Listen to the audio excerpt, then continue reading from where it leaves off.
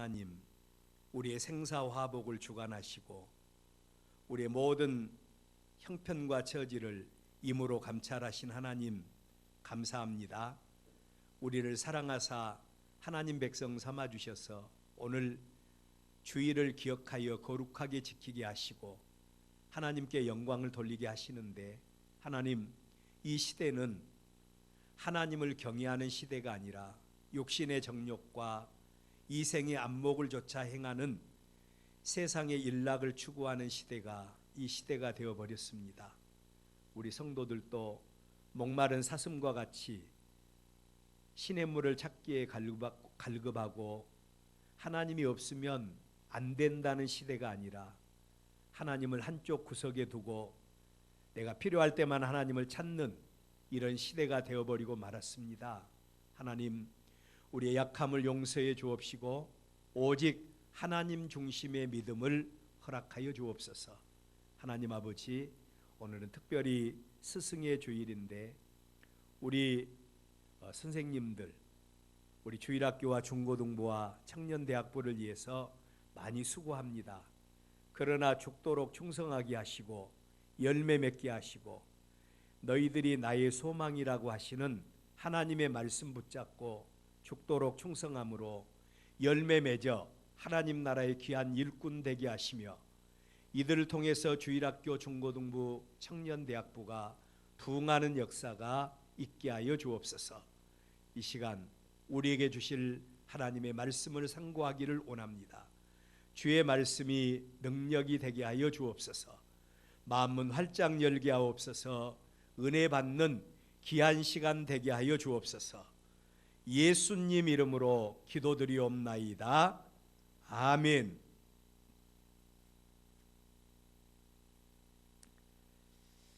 오늘이 스승의 주일이라고 했죠. 선생님이라고 하는 이름의 의미를 한번 생각을 해보았어요. 선생님이라고 하는 이름은 먼저 선자 날생 그리고 존경하는 뜻으로 붙이는 임이라고 하는 그런 의미가 있는 말이 선생님입니다. 문자적으로는 나보다 먼저 난 자 혹은 나보다 먼저 깨달은 자라고 하는 의미와 나보다 먼저 그러한 삶을 삶으로 모든 사람들에게 좋은 영향을 끼쳐주는 사람이라고 하는 뜻이 함축되어 있는 이름이 바로 선생님이셔요. 선생님은 그 자체가 존경을 받을 직책이어서 존경을 받는 게 아닙니다. 그를 바라보는 모든 사람들에게 존경을 받을 본이 되는 삶을 살기에 사람들은 선생님을 존경을 하는 거예요. 같은 선생님이지만 제자들에게 덕을 세우지 못함으로 제자들에게 또 이상한 행동을 함으로 법의 심판을 받고 있는 그런 선생님들도 얼마나 많이 있어요. 그렇지만 대부분의 선생님들은 본이 되는 삶을 살기 때문에 존경을 받는 분들입니다. 그래서 옛날 우리의 선조들은 그 선생님을 존경하여 이르기를 선생님의 그림자도 밟아서는 안 된다.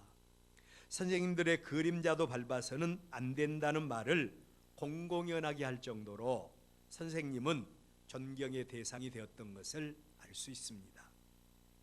오늘 우리의 본문 말씀은 우리의 구주이시고 길이시고 진리이시고 생명이신 생명으로 이 땅에 오신 예수님께서 3년간의 공생의 사역을 마감할 때가 가까이 온 줄 아시고 마지막에 그의 삶을 제자들에게 함축시켜 주시기 위해서 함축시켜서 보여주기 위해서 계획한 사건이 오늘 우리의 본문 말씀이에요.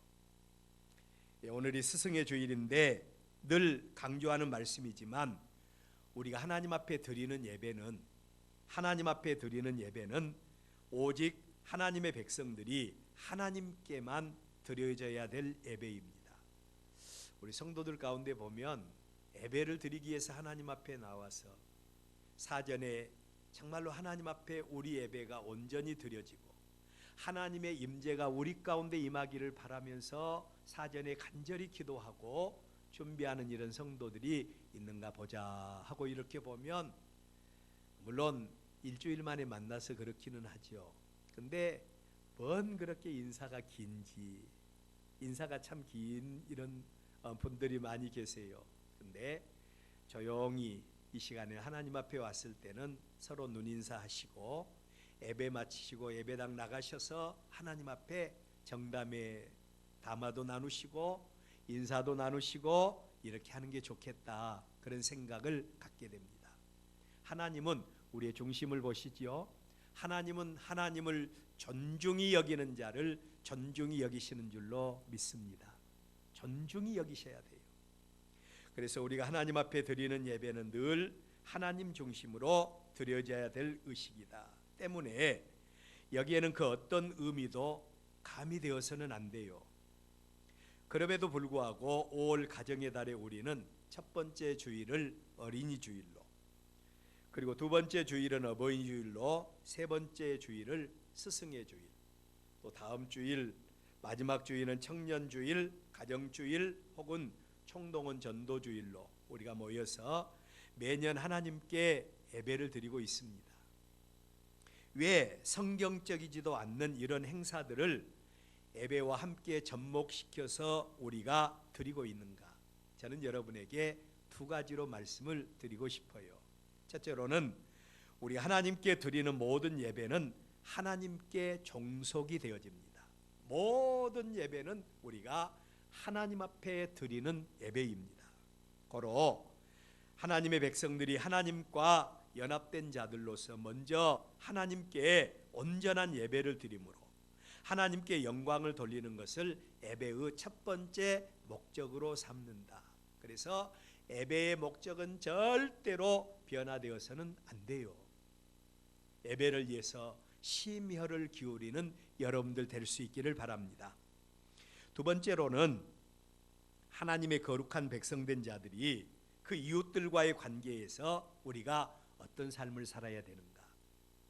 우리가 이웃들과의 관계에서 어떤 삶을 삶으로 변질되어 버린 세상에서 빛과 소금의 직분을 감당하며 어떻게 하나님의 나라를 세우면서 살아갈 수 있을 것인가?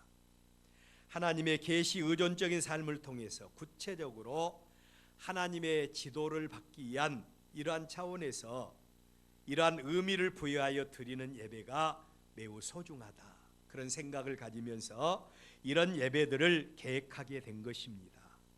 이 예배를 통해서 우리는 하나님의 거룩한 백성으로 우리에게 선물로 주신 우리의 자녀들을 어떻게 훈계하고 우리의 자녀들을 어떻게 양육할 것인가, 하나님이 우리에게 지도하시는 하나님의 말씀을 우리는 듣고 배움으로 우리의 자녀들을 훈계하고 양육하여 하나님의 거룩한 백성으로 자라게 하는데 우리는 힘을 써야 합니다. 또 우리는 하나님의 거룩한 백성들로 이 땅에서 부모와의 관계에 대해서 하나님이 그 부모에 대해서 어떻게 공경하라고 했는가? 사실 부모 공경은 약속이 있는 첫 번째 계명이지 않습니까? 우리가 어떻게 그리스도인이, 하나님의 백성이, 지금은 그런 사람이 많이 없는데 옛날에 보면 예수 믿는 사람들을 가리켜서 호래자식이라고 했어요. 왜냐하면 예수 믿는 사람들은 조상 숭배를 안 한대요. 부모에게 제사를 안 드리니까 후레자식이라고 이렇게 이야기를 하는 모습들을 볼 수 있어요. 근데 유교의 공자라든지 유도 혹은 또한 우리 조상들이 부모 공경에 대한 법칙은 살아있는 부모에 대해서는 물론 효도하는 많은 사람들도 있지만 살아있는 사람보다 죽은 사람들에게 더 공경을 하는 게 우리 조상들이 해왔던 행동들 아니겠습니까? 그런데 우리 그리스도인들은 부모 살아계실 때, 어버이 살아계실 때 섬기길랑 다하여라. 부모 살아계실 때 살아계신 부모에게 효도하는 것, 이들에게 하나님께서는 두 가지 복을 주셨지요. 내가 책임져 주마, 하나님의 공급하시는 복과 하나님께서 누리고 살게 하시마, 장수의 복을 하나님이 우리에게 주시지 않았습니까? 그래서 그리스도인들은 부모 공경을 잘해야 된다.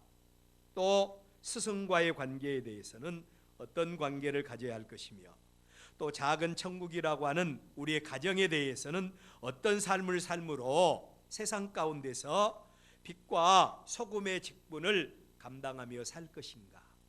하나님의 직접적인 지도와 지시를 받는 중요한 의미를 갖는 주일이 저는 5월 달에 우리가 드리는 주일이라고 믿습니다. 오늘은 스승의 주일입니다. 우리 예수님은 우리의 길이요 진리요 생명이시지요. 우리의 스승으로서 그 예수님께서 제자들에게 어떤 일을 행하셨는가, 그 일을 행하신 예수님께서 그의 제자들과 오고 오는 모든 시대의 성도들, 하나님의 거룩한 백성된 자들에게 죄로 인해서 어두워진 세상에서 선생의 삶을 우리가 살아야 될 것인데, 우리는 어떤 삶을 살아야 할 것인가? 우리는 예수님의 삶을 통해서 타산지석의 교훈을 받아야 합니다. 그래서 오늘은 제자들의 발을 씻어주신 예수님을 여러분에게 소개하려고 해요. 지난 3년 동안 예수님과 동거동락했던 제자들에게 선생님으로서 예수님이 보여주신 삶의 본이 어떤 것이었는가? 우리 예수님께서 이따 말씀드리겠지만 제자들에게 본을 보여주신 것뿐만 아니라 그들에게 사명도 주십니다. 그 사명은 우리 한번 따라서 해볼까요? 너희들도 이와 같이 하라. 바로 이게 예수님이 우리에게 주신 사명이거든요. 그런데 그 예수님께서 제자들에게 보여주신 삶의 본이 무엇인가? 그것은 바로 섬김의 본입니다. 섬김의 본. 오늘 우리의 본문 13절에 보면 너희가 나를 선생이라 또는 주라 하니 너희 말이 옳다. 지난 3년 동안 예수님과 동거동락하면서 예수님을 가장 지근거리에서 바라보았고, 예수님의 가르치시는 교훈과 행하시는 삶의 모습을 직접 목격했던 제자들에게 예수님의 모습은 어떤 모습이었는가 하니 나를 선생이라. 예수님을 선생님으로 그들은 바라보게 되었어요. 그래서 예수님께서 오늘 우리의 본문 말씀에서도 너희들이 나를 선생이라 라고 명명을 하고 있는 겁니다. 그런데 마태복음 16장 13절 이하의 말씀을 보면 예수님께서 가이사라 빌립보 지방에 이르러 제자들에게 자신에 대한 질문을 하시는 장면을 볼 수 있어요. 자신에 대해서 제자들이 어떻게 보느냐고 질문을 하신 겁니다. 그런데 누가복음에서 또 예수님께서 가이사라 빌립보 지방의 같은 사건인데 가이사라 빌립보 지방의 한 산에 올라가셔서 기도하는 가운데 이 말씀을 주셨다. 그러니까 예수님께서 가이사라 빌립보 지방에서 제자들에게 묻습니다. 3년 동안 공생의 사역을 다 사신 다음에 물으시기를 사람들이 나를 누구라고 하느냐는 겁니다. 예수님께서 보여주신 본을 통해서 사람들은 예수님을 어떻게 느끼고 있느냐고 묻는 그런 질문이죠. 이 질문에 대해서 성경학자들은 이렇게 이야기합니다. 왜 마태가 기록한 말이 다르고 누가가 기록한 말이 다른가? 예수님께서 가이사라 빌립보 지방에서 길을 가시다가 마태는 이렇게 이야기를 하고 누가는 산에 올라가서 기도하시다가 이런 이야기를 했다고 하는데, 도대체 이 말씀을 어떻게 조화시킬 수 있을까? 거기에 대해서 성경학자들은 말하기를 예수님께서 지난 3년 동안 자신의 사역을 통해서 보여준 자신에 대해서 어떻게 보고 있는가? 기도하는 가운데 기도하면서 제자들에게 아주 신중하게 묻는 질문이 이 질문이었다. 그렇게 이야기를 합니다. 이 상태에서 제자들이 예수님의 질문에 대해서 대답하기를 사람들이요 예수님을 보는데 적어도 예수님을 하나님의 높은 신뢰를 얻은 역대급 선지자들과 어깨를 견줄 수 있는 아주 훌륭하신 분으로 예수님을 보고 있습니다. 얼마나 기분 좋은 말입니까? 사람들이 자신에 대해서 높여주고 자기보다도 더 높여주는 말을 들을 때 우리는 참 기분이 좋지 않습니까? 그런데 이 제자들의 답변을 들으신 예수님은 어떠했는가? 제자들의 의도와는 달리 그의 마음이 기쁘고 사람들이 나를 그렇게 보아주더냐 으쓱하는 이런 마음이 아니라 오히려 예수님께서 아주 어두운 표정을 지으셨어요. 그리고 그의 제자들에게 다시 묻습니다. 그렇다면 너희들은 나를 누구라고 하느냐는 것입니다. 이때 예수님의 제자 가운데 수제자격인 베드로가 예수님의 질문에 대해서 답변을 합니다. 주는 그리스도요 살아계신 하나님의 아들입니다. 베드로는 지난 3년 동안 예수님을 따라다녔고 예수님을 체험했고 예수님과 동거동락하고 예수님을 바라보면서 살아왔던 제자가 바로 이 베드로 아니겠습니까? 그런데 그 베드로의 눈에 너희들은 나를 누구라고 보느냐라고 했을 때 베드로는 거침없이 예수님에 대해서 대답하기를 그리스도, 즉 하나님의 기름 부음을 받은 메시아요 살아계신 하나님의 아들이십니다 라고 이렇게 증거를 한 겁니다.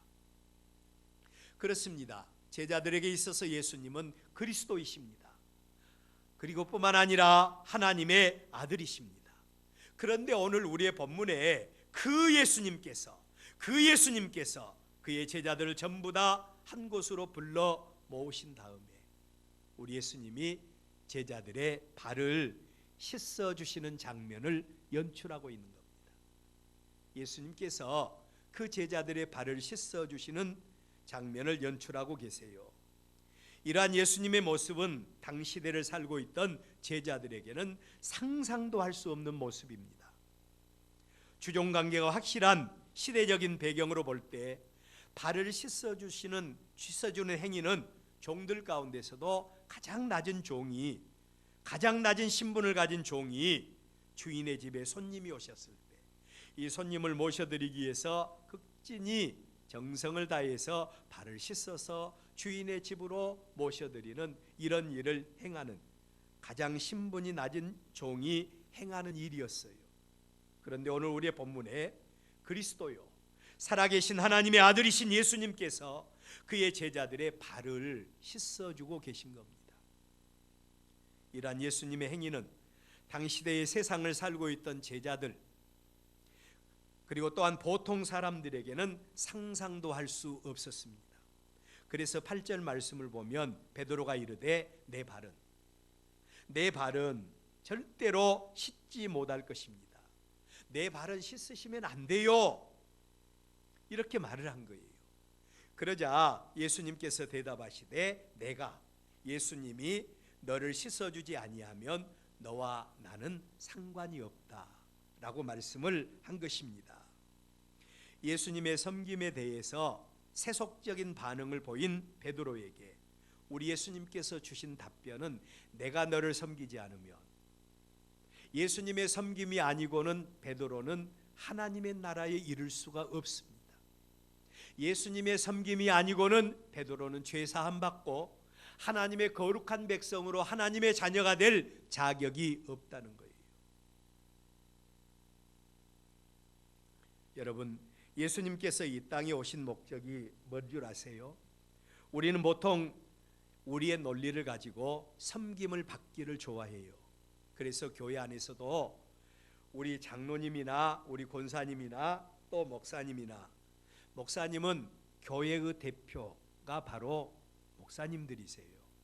그래서 성찬 예식을 할 때는 제가 목사님들이 계시지만 목사님들은 성찬 예식에 참여하지 않고 장로님들이 이제 목사님을 통해서 떡과 포도즙을 받게 하는 것도 다름이 아니라 하나님의 종을 통해서 장로님들은 교인들의 대표자들입니다. 교인들의 대표자들이기 때문에 장로님을 통해서 성도들에게 성찬 예식을 받도록 하게 하는 거예요.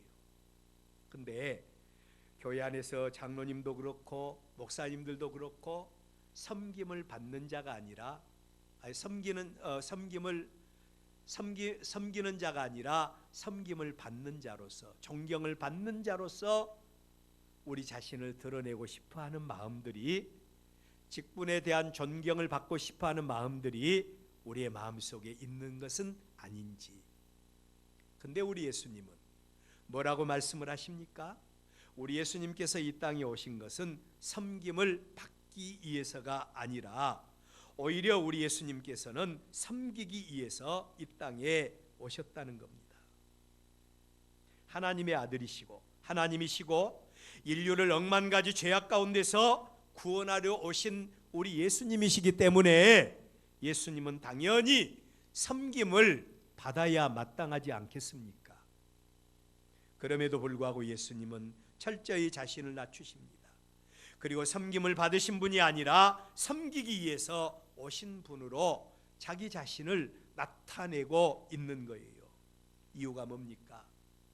우리 예수님이 이 땅에 오신 목적이요, 이 땅에 하나님의 나라를 세우기 위해서 오신 겁니다. 하나님의 나라는요, 섬김을 받음으로 세워진 나라가 아니에요. 하나님의 나라는 섬김을 받음으로 세워진 나라가 아니라 희생과 헌신을 통해서 이 땅에 세워질 나라가 하나님의 나라가 되어져야 되는 겁니다. 예수님은 자신의 섬김과 헌신을 통해서 허물과 죄 가운데 소망 없이 세상을 살다가 생명의 주인이신 하나님 앞에 심판받고 영원한 지옥의 형벌을 받아야 마땅할 인생들을 예수님이 섬겨서 구원하기 위해서, 예수님이 섬겨서 구원하기 위해서 이 땅에 사람의 몸을 입으시고 오신 거예요. 예수님의 섬김은 외식적인 섬김이 아닙니다. 사람들에게 보이기 위하여 섬긴 바리새인의 섬김이 아닌 거예요. 예수님의 섬김은 생명을 구원하기 위한 섬김입니다. 지금까지 공생의 사역을 사시면서 단 한 번도 예수님은 이 사명을 잃지 않으셨어요. 때로는 사람들이 예수님이 행하는 능력 가운데서 예수님을 바라보면서 예수님을 섬기기 위해서, 예수님을 존경하기 위해서, 예수님을 높이기 위해서 사람들이 예를 썼어요. 그렇지만 우리 예수님께서는 사람들의 섬김을 자제시키시고, 그리고 예수님은 끝까지 하나님의 나라를 이 땅에 세우기 위해서 섬기시는데, 어떻게 섬기시는 거 아니? 우리의 억만 가지 죄를 대신해서 십자가에 못 박아 죽으심으로 우리의 과거, 현재, 미래의 죄, 우리의 원죄와 자범죄 다 십자가에 대속하기 위해서 십자가에 못 박아 죽으심으로 우리의 구원을 완성하시기까지 우리를 섬기셨던 분이 바로 우리 예수님이십니다. 여러분, 우리는 예수님 때문에 죄 사함을 받아요. 우리는 예수님의 섬김 때문에 사망에서 생명으로 옮긴 자가 된 것입니다. 우리는 예수님의 섬김 때문에 나음을 입은 자가 된 것이에요. 우리 예수님은 이렇게 섬기기 위해서 이 땅에 오셨습니다. 그렇다면 두 번째로 예수님께서 제자들에게 마지막 이 섬김의 본을 보이신 이유가 무엇인가? 이 섬김의 본을 보이신 이유가 무엇입니까? 두 가지 측면에서 생각할 수 있는데, 첫째로는 하나님의 나라, 하나님의 나라는 세상 나라의 질서와는 달리 섬김을 통해서만 이루어지는 나라다라는 사실을 보여주기 위해서 우리 예수님이 섬김의 본을 보이셨던 겁니다. 공생의 사역을 마감하기 위해서 예루살렘 성에 승리의 입성을 하실 때 예수님의 모습을 보십시오. 예수님을 향하여 기대에 찬 군중들의 외침 소리가 하늘을 찌르듯이 들립니다. 호산나 다윗의 자손이여. 예수님을 향하여 간절히 사모하는 마음으로 예수님만을 바라보면서 호산나 다윗의 자손이여, 우리를 구원해 달라는 거예요. 예수님은 충분히 그들의 기대에 부응할 수 있는, 기대에 부응할 수 있는 역량을 가지셨습니다. 또 예수님도 인성을 입으셨기에 유혹을 받을 수도 있었어요. 그럼에도 불구하고 예수님은 그의 삶 속에서 항상 자신의 부귀와 자신의 영화만을 생각하는 게 아니었습니다. 우리의 신앙생활이 크게 두 가지로 나눌 수 있는데, 하나는 기복주의 신앙과 하나는 신본주의 신앙입니다. 기복주의 신앙이라는 것은 하나님을 믿고 하나님을 이용해서 내가 하나님 때문에 복을 받으려고 하는 신앙생활이 바로 기복신앙이에요. 근데 신본주의 신앙은 나를 통해서 하나님의 뜻이 이루어지게 하는 겁니다.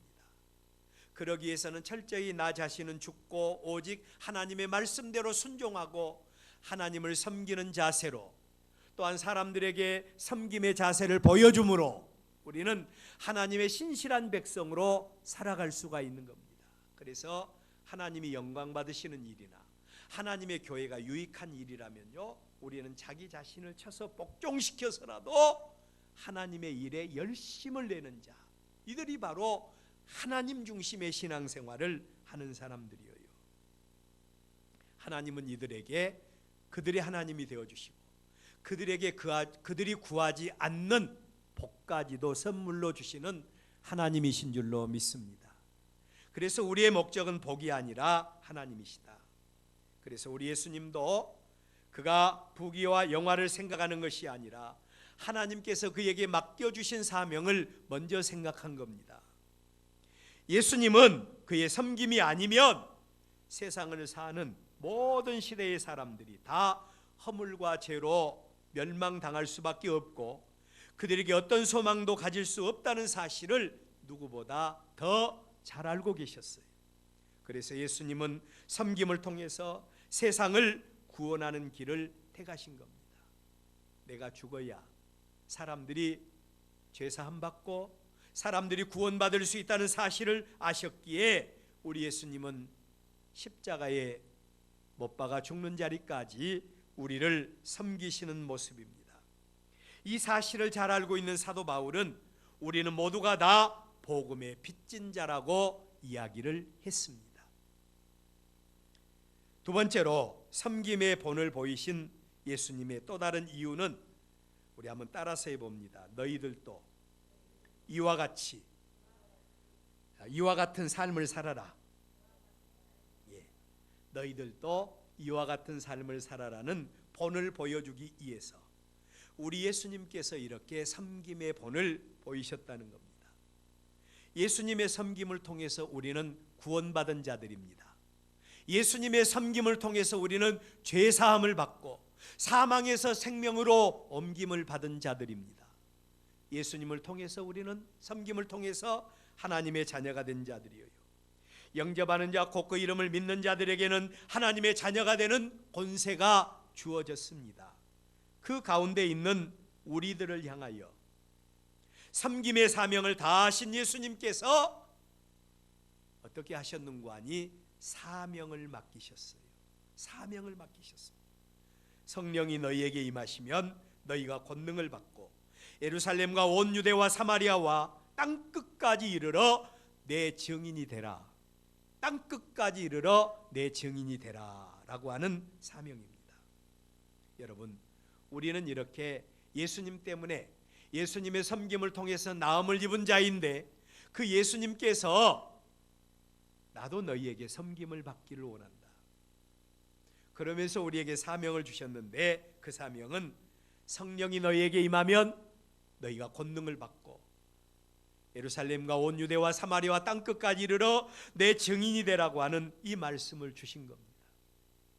이 사명을 깨달은 성도의 삶의 자세는요, 사도 바울이 고백한 대로 내가 그리스도의 남은 고난을 내 몸으로 채우겠습니다.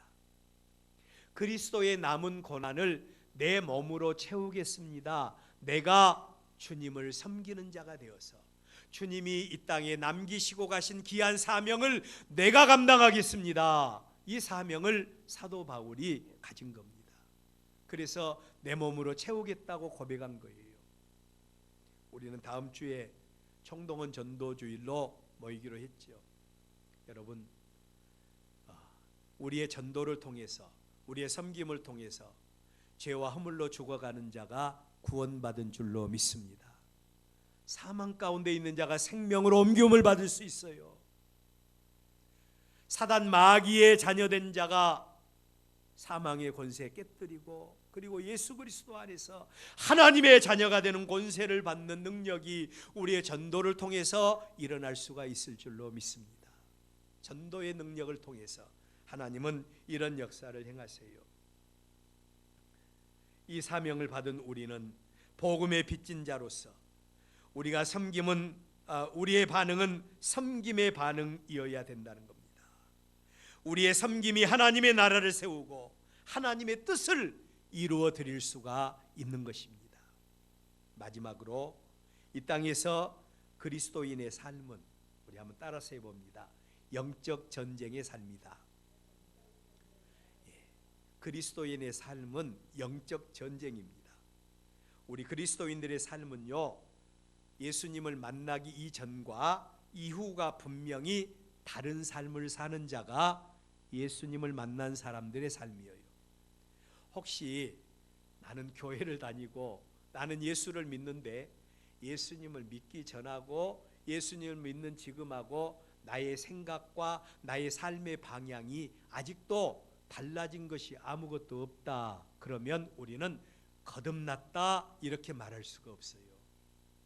거듭난 성도는요, 예수님을 믿기 전과 예수님을 믿은 후에, 교회를 다니기 전과 교회를 다닌 후에 우리의 삶은 다른 겁니다. 예수님을 믿기 전에 우리의 삶은 섬김이라는 단어는 생소했습니다. 창세기 3장에 보면 아담과 하와의 모습이 나오는데 그들이 범죄하기 전에는요, 얼마나 둘이 잘 섬겼는지 몰라요. 벗었으나 부끄러우지 아니했다, 이 말은요, 얼마나 둘이 가까이 지냈던지, 가까이 밀착하고 서로의 필요를 채워주었던지 그들은 부끄러워하지 않았어요. 근데 그들에게 죄가 들어왔습니다. 하나님의 말씀을 부인하고 죄를 범했고, 그들이 죄를 범하는 순간에 맨 처음에 나타나는 현상이 있는데 서로 부끄러워했다는 겁니다. 무화과 나무 잎으로 자신의 몸을 가렸습니다. 오직 자신만의 이익을 위해서 그들의 변화된 모습은 책임을 서로 전가시키고 있습니다. 왜 먹지 말라고 하는 선악과 나무의 열매를 따먹었느냐 이렇게 말하니까 하와가 뭐라고 한 줄 아세요? 아담이 뭐라고 한 줄 아세요? 하나님이 나에게 주신 여자 그가 먹으라고 해서 먹은 겁니다. 자기가 잘못했음에도 불구하고 책임을 여자 그에게 전가합니다. 여자는 또 뭐라고 합니까? 뱀이 나에게 먹으라고 해서 먹었습니다. 이렇게 서로 책임을 전가하는 모습이에요.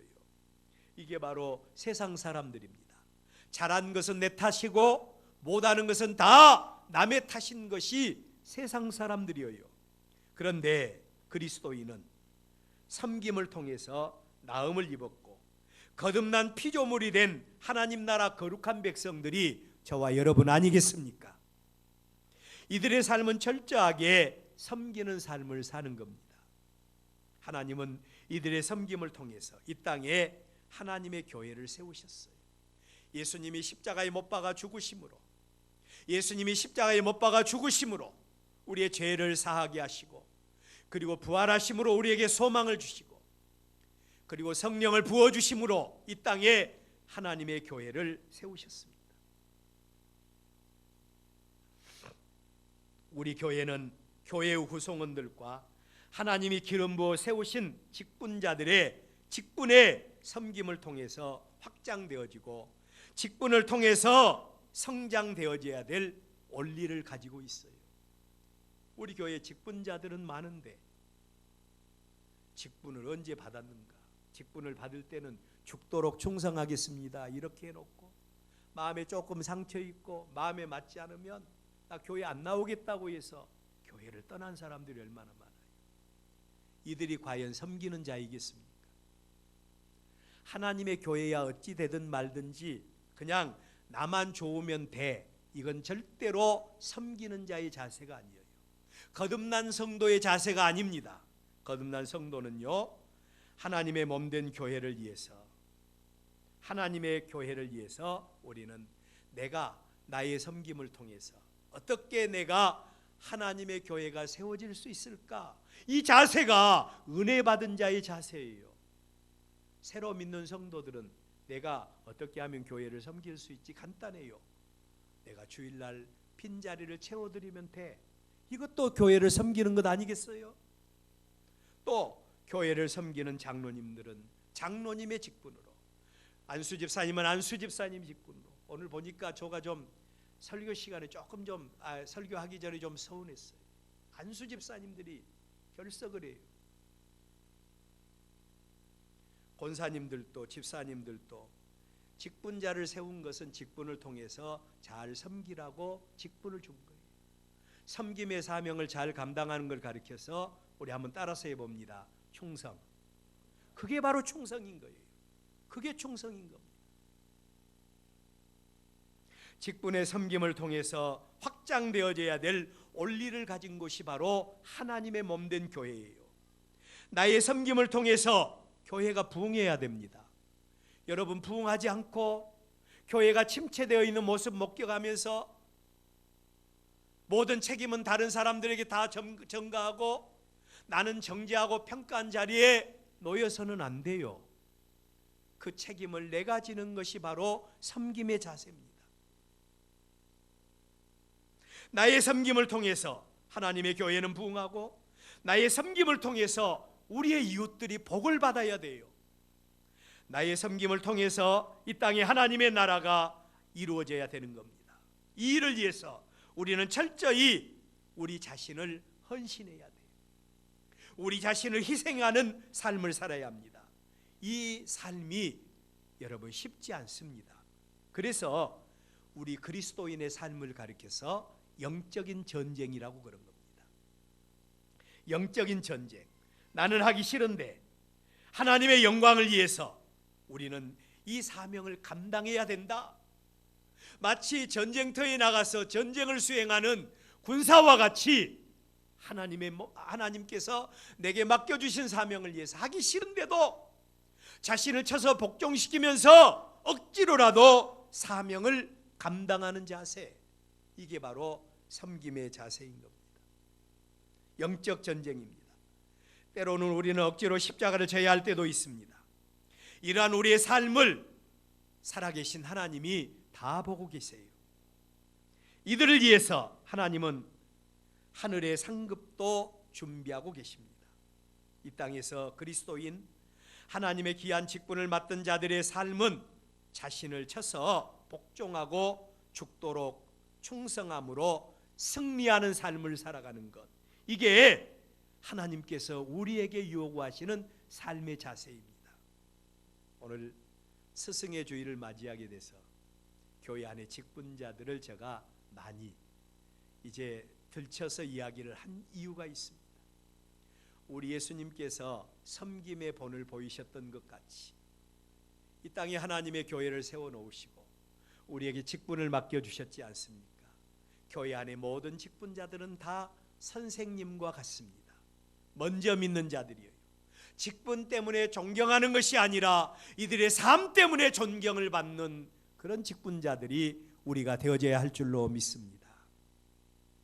길이요 진리요 생명 되신 예수님, 우리의 스승 되신 예수님께서 섬김을 통해서 이루어질 하나님 나라의 모습을 마지막 자신의 모습을 통해서 함축시켜 제자들에게 보여주고 계십니다. 우리는 남들을 보고 평가하기는 좋아합니다. 그러나 내가 그 일의 주인공이 되는 일에 대해서는 깊이 생각을 하지 않는 모습이 우리의 모습 아니겠습니까? 우리 한 사람 한 사람이 하나님의 몸된 교회에 초청받은 자들로서 섬김을 위한 희생과 헌신을 통해서 하나님의 나라를 세워나가는 여러분들 되시기를 바랍니다. 우리 한번 따라서 해볼까요? 나 때문에 하나님의 교회가 세워지기를 원합니다. 부흥하기를 원합니다. 나 때문에, 남들 때문이 아니에요. 나 아니라도 누가 할 것이라고 하는 그런 아니란 생각이 아닙니다.